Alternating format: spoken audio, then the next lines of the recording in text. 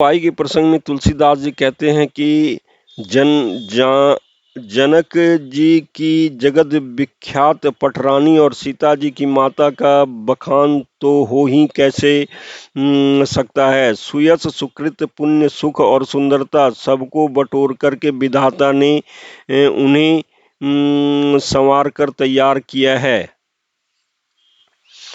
समय जानकर श्रेष्ठ मुनियों ने उनको बुलवाया। यह सुनते ही सुहागिन स्त्रियां उन्हें आदरपूर्वक ले आईं। सुनैना जी जनक जी की पटरानी जनक जी की बाईं ओर ऐसी सोह रही हैं मानो हिमाचल के साथ मैना जी शोभित हों। पवित्र सुगंधित और मंगल जल से भरे सोने के कलश और मणियों की सुंदर परातें राजा और रानी ने आनंदित होकर अपने हाथों से लाकर श्री रामचंद्र जी के आगे रखीं। मुनि मंगलवाणी से वेद पढ़ रहे हैं। सुअवसर जान करके आकाश से फूलों की झड़ी लग गई। दुल्हा को देखकर राजा रानी प्रेम मग्न हो गए और उनके पवित्र चरणों को पखारने लगे।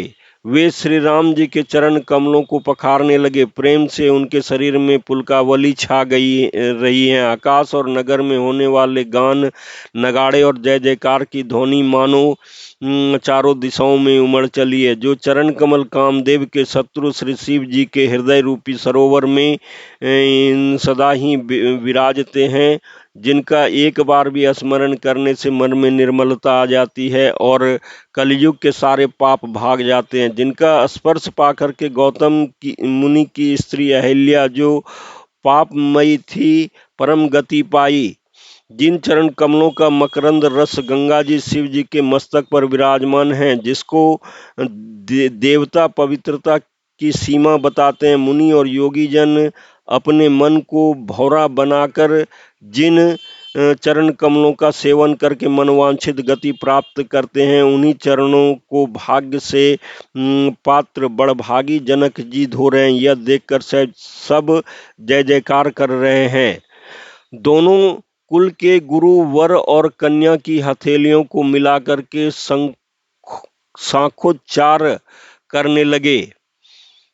पानी ग्रहण हुआ देख करके ब्रह्मादि देवता मनुष्य और मुनि आनंद में भर गए। सुख के मूल दुल्हा को देख करके राजा रानी का शरीर पुलकित हो गया और हृदय आनंद से उमंग पड़ा।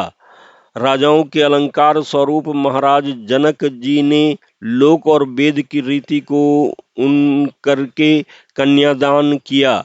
जैसे हिमवान ने शिव जी को पार्वती जी और सागर ने भगवान विष्णु को लक्ष्मी जी दी थी, वैसे ही जनक जी ने श्री रामचंद्र जी को सीता जी समर्पित की, जिससे विश्व में सुंदर नवीन कीर्ति छा गई। विदेह जनक जी कैसे गिनती करे, उस सांवली मूर्ति ने तो उन्हें सचमुच विदेह देह की सुध-बुध से रहित ही कर दिया। विधि पूर्वक हवन करके गठजोड़ी की गई और भांवरे होने लगी।